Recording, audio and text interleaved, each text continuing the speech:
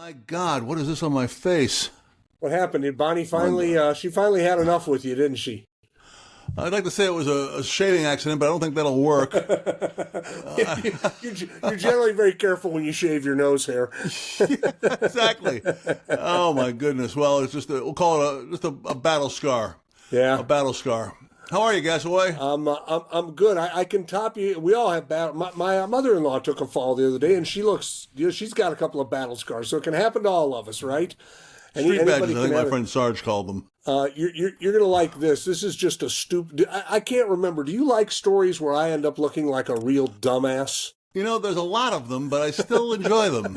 it's well I still enjoy them. Isn't it? It is, but it's always fun.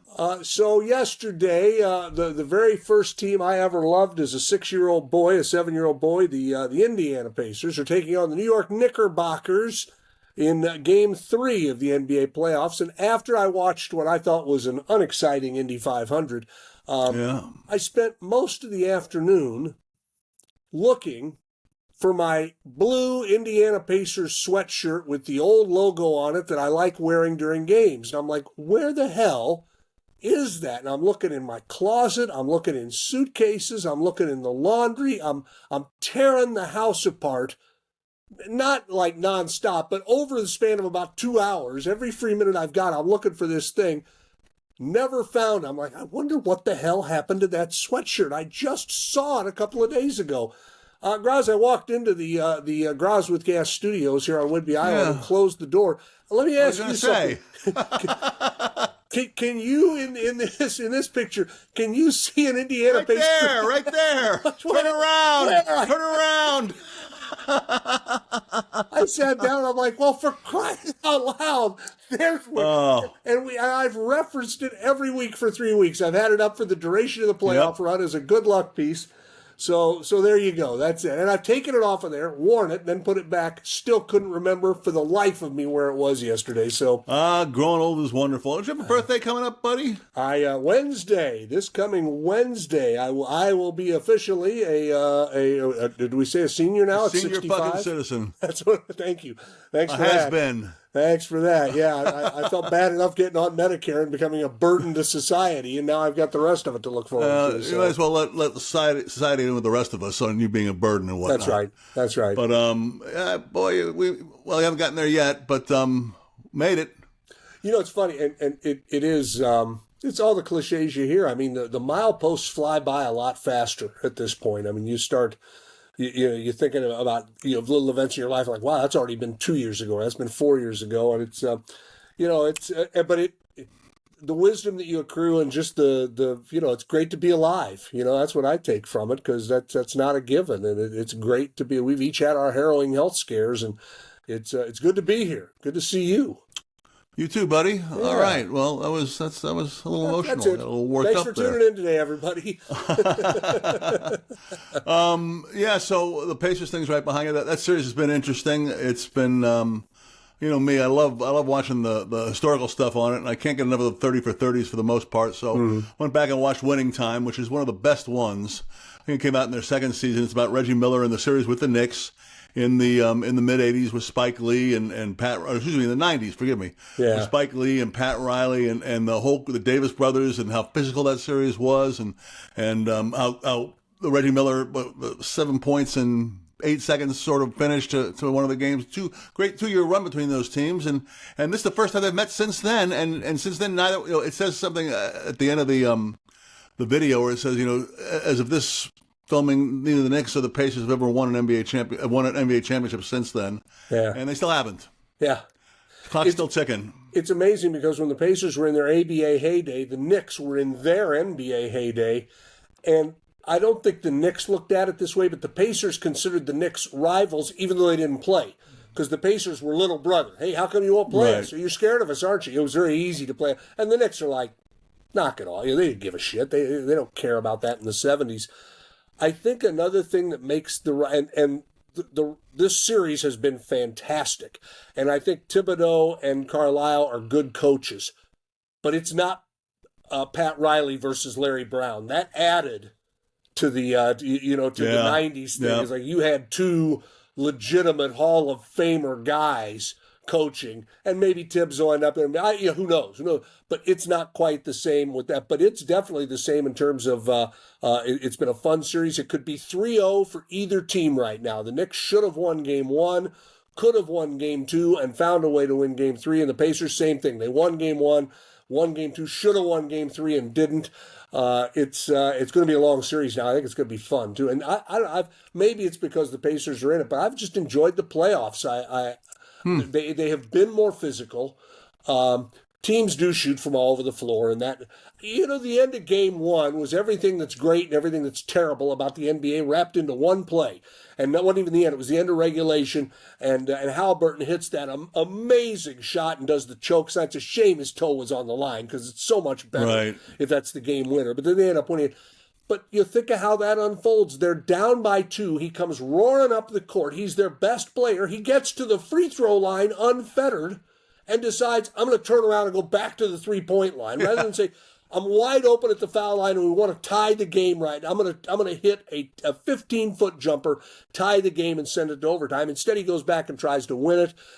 It was a remarkable play, but that's just kind of the NBA mentality now as well. I've got this really makeable wide open shot from the foul line, but I'm going to go back and maybe the clock will run. I loved it, obviously, but I kind of hated the execution. You know what I mean?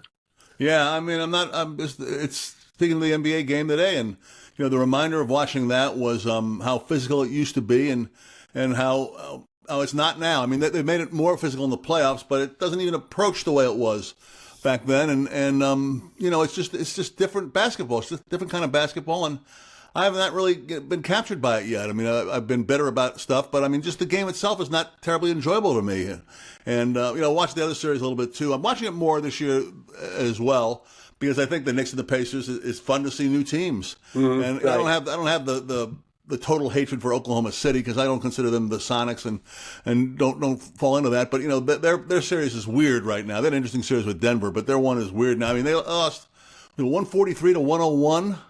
Yeah. The team that won 68 games this year and lost by 42 points in the playoffs. It's alarming how many games there have been like that in all of the series. It's one thing to say it's a 20-point, but a 40-point loss in the play. How's that even possible to happen? It'll be interesting, especially if Indiana beats, because, again, the other thing that just wears me out with the NBA, and this has survived generation after generation, going back to my father, going back up until today, are the number of people who watch it utterly convinced it's all rigged. And we've got the best example ever in the New York Knicks, who have not won a championship since '73. If they were rigging games, they were doing it poorly. The Knicks would be really the team. Poorly. The Knicks would be ahead 3-0 in this series. The Pacers really have. It's been a typical series. There's calls going both ways. Pacers have been the beneficiary of a lot of I won't say luck. They've had a lot of breaks, it feels like, go their way, and I just think the everything's rigged thing. It just is so tiresome to me. Yeah, what I'm thinking about looking outside and it's sunny out and there's basketball being played is you can't help but hearken back to the days of glory that ended here far too soon and have not come back yet. But, yeah. David Stern, Adam Silver was talking about it a little bit last week and, kind of get your feeling about it then and just was thinking about the rallies in the alley that we did and how much fun second, third round of the playoffs was in the NBA in this town. I'm sure it is everywhere, but for us being right in the middle of it with our old alma mater KJR carrying the games, and we just thinking about it, we had more fun than should be allowed at that thing. Yeah. It's the most fun I ever had in my career was the 90s in Seattle, everything that was happening, including the Sonics run, including the Mariners getting good kind of out of the blue for the first time ever. It just was so great.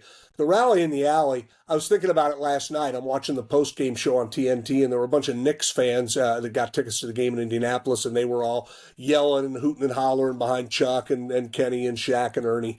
And it looked fun. It really looked like, and they weren't serving, I think the Indiana sensibility, we don't need to serve these Knicks fans any more alcohol. Right. They can leave and go to bars for that. But they were having a great time. And it reminded me a little bit, of the rally.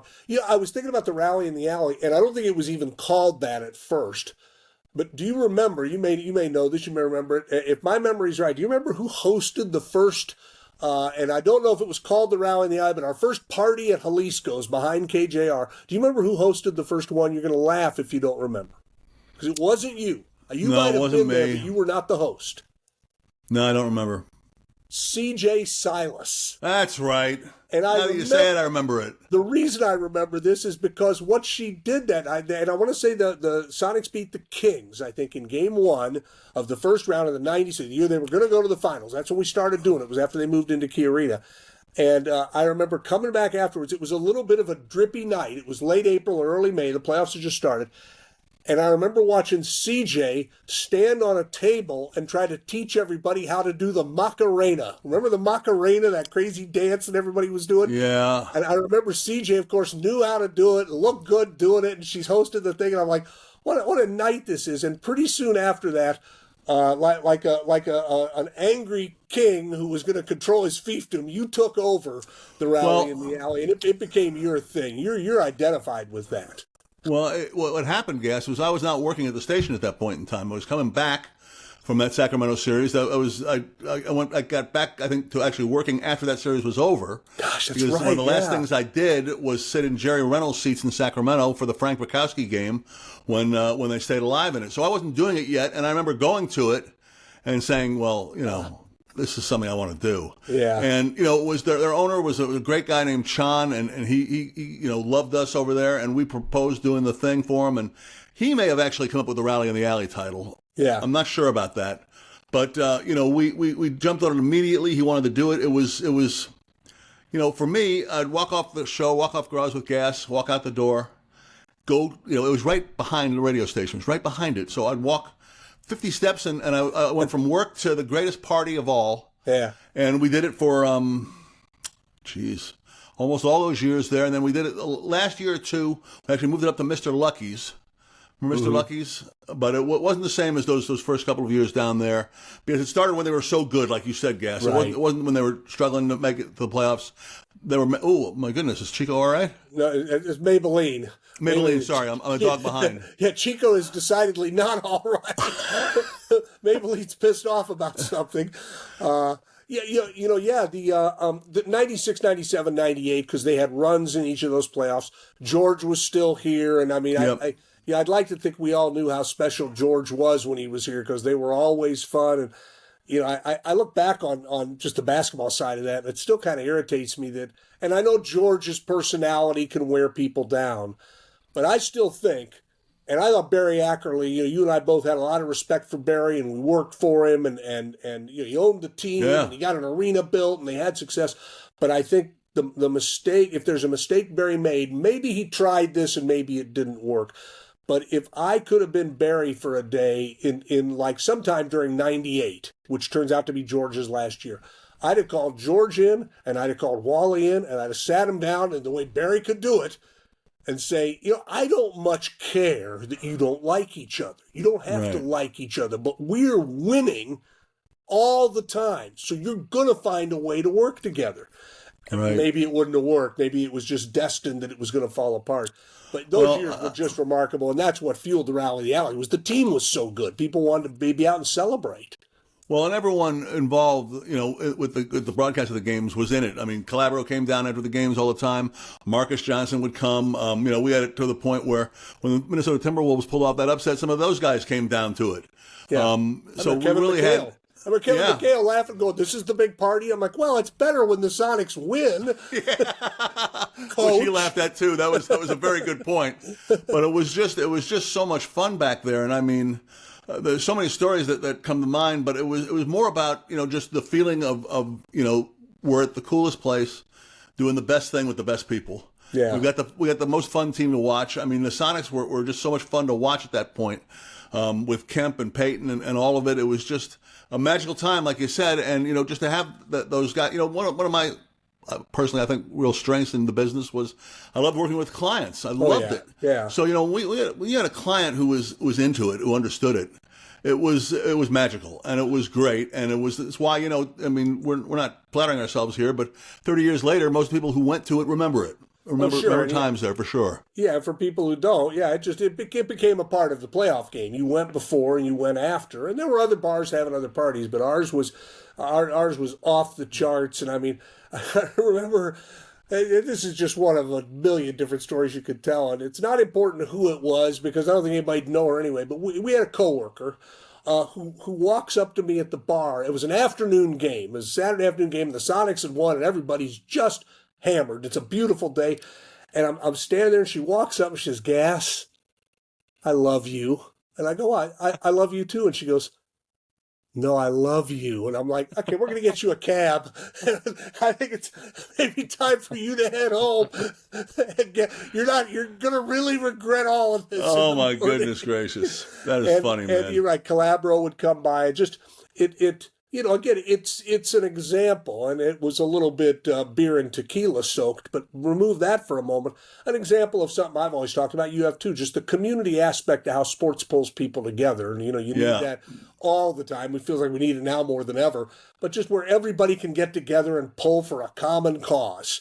That's so true. And I mean, remember, Gas, a lot of times the playoffs, they made it to the finals, would coincide with what's the festival they have over at Seattle Center? I'm forgetting it now. Folklife, yeah. Folklife. Sure. Couldn't imagine two more diverse people than expensive ticket going Sonic fans and Folklife Festival guys, except for this. Brought everyone together. It didn't make any difference what your background was or anything. You wore a Sonics hat, you were in. Yeah, absolutely. And again, just the way the staff worked there. And I mean, they obviously were making money. People were generous with tips, and it just at times. The indoor-outdoor aspect of it. And it just, I don't know. It's still there. You still go there for dinner occasionally, right? Plaza. Garibaldi. Plaza Garibaldi now, but it'll always be Jalisco's to us. Yeah, and it stands. Remember and boy, you talk about a missed opportunity for a T-shirt. Hell, we should just do them now. Remember the mascot for the Rally in the Alley? Jose Jalapeno. Yeah. Chon came up with that. And remember That's right. He had Jose Jalapeno on the menus, and he was passed out on top of the Space Needle. He's up on the Space Needle with Z's coming out of his little jalapeno mouth. We leaned into the drinking part of the thing back then. Yes, we did.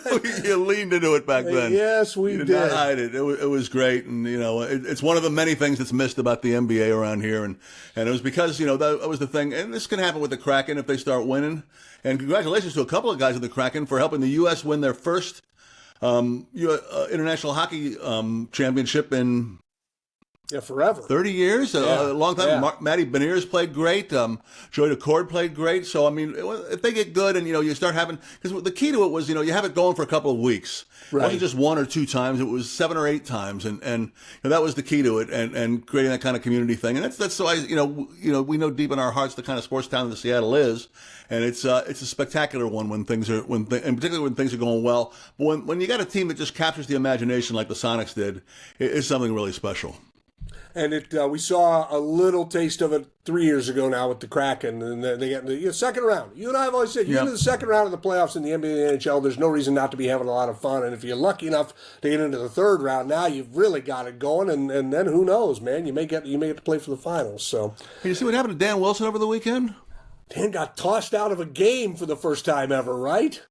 Even as a player, he was never tossed out of a game. Yeah, he's never tossed out of a. It's the first time in his life, as I can imagine, tossed out of a game, and it was balls and strikes. It wasn't a another thing, and it was really when you look at the play, you look at the pitch, it was a strike. And so he got thrown out arguing a play he shouldn't have been arguing, and he knows that, but it was standing up for his player. But it was surprising to see, and that series kind of. Are the Astros going to come back and be a great rival for the Mariners this year? I got a feeling about this year and these two teams. Yeah, I think the rivalry is definitely there. I think you look at it from the 10,000 feet level, which is okay. It's Memorial Day and they're in first place, and they've been punched in the mouth a couple times. It's amazing with the injuries they've had. Polanco is a huge concern right now. He's just fallen off the table, and I mean, if that's going to be the case, that's a big part of their offense. The first third of the season that is now missing in action. They are getting a couple of guys back, and that should help. But I mean, all things considered, and it's funny, the town should probably be more abuzz about them. But again, the Mariners have done this to themselves by not being good for so long and not being able to finish the deal. It's going to take a little longer to capture everyone's imagination, but they're overall first place Memorial Day. I think anybody'd take that right now, and let's see how they're doing at the next poll, which is Independence Day. Absolutely, and I just like Houston. We talked about them being a rival, but they really weren't. Haven't been yet really in this division. I mean, everyone was pissed off about the sign stealing thing, but you had the 1 year you came close to them, but it wasn't the same thing as being into a pennant race with them. And I wouldn't mind seeing these two teams separate a little bit. I mean, who knows what's going to happen in the West? Jesus, the Angels won 8 straight games for crying out loud, which I would have thought was impossible a week ago when we were doing this. So we'll see how it plays out. But a nice pennant race involving the Astros. I think you could work up some good hate for them. I'd like to see it. And you could build on, that series a couple of years ago. Sure, it was 3-0. It was a sweep, but man, there were great games. And I mean, the last game was an 18-inning game here in Seattle on a hazy, smoky October afternoon. You can build on that. You could definitely. And again, it becomes a rivalry when little brother wins one, and that's what the Mariners now have to do is find a way to beat the Astros in big games. Maybe if it's in a pennant race or in the postseason. But I'm just glad that these are things we can talk about without qualifying it a lot. They've played through injuries. They've showed resiliency. They've showed toughness. I think they've got a pretty good manager, and I'd love to know how Dan. He was arguing balls and strikes, but I mean, Dan is a pretty straight-laced guy. I doubt if who knows? Who knows? But he wanted to protect Rosarina, right? He wanted to protect your guy, Rosarina, and job well done. Yeah, but I mean, it was still kind of funny that all that career, I mean, it's not like it's like Jerry in Seinfeld with the black and white cookie. Yeah, he can throw up for the first time in 15 years. He had this great streak going. And Dan Wilson had this great streak going, but no, he has really been impressive. I mean, he's really been impressive in how he's just taking control of the team, and they're winning. They've been winning since he's taken over consistently. And you know what? Gilbert's coming back this week. Kirby is already back, so the arms are coming back all of a sudden. And you got to, what may prevent it from being a pennant race is the Mariners just get too good, which would be okay. Yeah, that's all right. That would be fine. Would you like a story from the wonderful world of animals, Groz, to wrap up our get-together today? Okay. Okay. Okay. I believe it's from your hometown. Are you not a native originally of Buffalo, New York? Isn't that correct? Born in Buffalo, yes, sir. Born in Buffalo, raised in an RV by gypsies. All right, it's your boy Tony Cavallero of Buffalo. This is a sad story. He's had his pet alligator that he looked after for 3 decades confiscated by the authorities, Groz. What, the illegal alien? Is it ICE? I don't think so. It's Albert the alligator. Of course, that's his name. Albert was born in captivity and adopted by Cavallero at a reptile show, because why would you go to a reptile show if you weren't going to adopt an alligator? Of course. But he adopted him when he was 2 months old. Albert is now 34 years old. Holy This guy's cow. had an alligator in his house for 34 years. A big one? He's 12 feet and 750 Jesus. pounds, so tell me. That's a big one. That's a big one. You think that's Holy big? shnikes. He was living in Cavallero's home, which included a $120,000 add-on room just for Albert. It's Jeez. equipped with a pond, heated floors, and lots of pillows. Lots of pillows. Now, Cavallero had a license to keep Albert as long as he followed certain New York laws for housing dangerous animals, but the license expired after state laws had changed. Albert couldn't get the license renewed, although that'd be pretty funny if Albert went down. Yeah, it would be. Alligator walked into the license store. Tony got lazy and didn't get it. So anyway, the state found that Cavallero was not in compliance, and they have confiscated the alligator. They're keeping him at a reptile park now until something can be worked out. So Tony is trying to find a new place to live. Part of what got him, Groz, they said that Tony allowed several visitors to pet Albert, and also several of them to get in the swimming pool with Albert. Now, what the hell? I trust you, Dave, probably as much as anybody, maybe outside of Renee. I've known you a long time. I trust you. I would not get in the pool with your pet alligator. I don't move that fast anymore. That just doesn't seem like a smart thing to do. That is bizarre, man. That is bizarre. Maybe the state's right in this case. I don't know if we need a guy having an alligator that he's letting people swim with. I mean, how many any people missing in his neighborhood in the last 10 or 15 years? I mean, geez, if he's letting people in the water with him, that's nuts. It's a fair question, as your boy Pete Kendall would say. To Albert the alligator and everyone else, happy Memorial Day to all, and thanks for the ultimate sacrifice. I don't know, happy Memorial Day is the right thing, but we celebrate Memorial Day and celebrate you, and we celebrate my blue sweatshirt that I finally found. And happy birthday, buddy. Thank you.